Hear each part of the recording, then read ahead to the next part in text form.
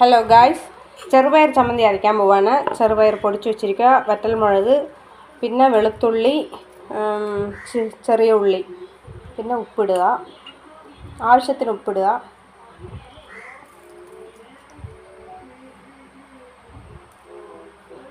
പിന്നെ പുളി, പിരിപുളിയാണ്, അത് കുറച്ചിടുക.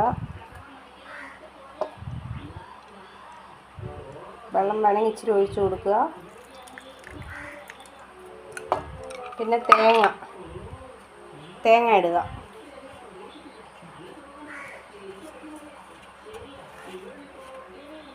തേങ്ങ ഇട്ടിട്ട് ഒന്ന് അരച്ചെടുക്കട്ടെ.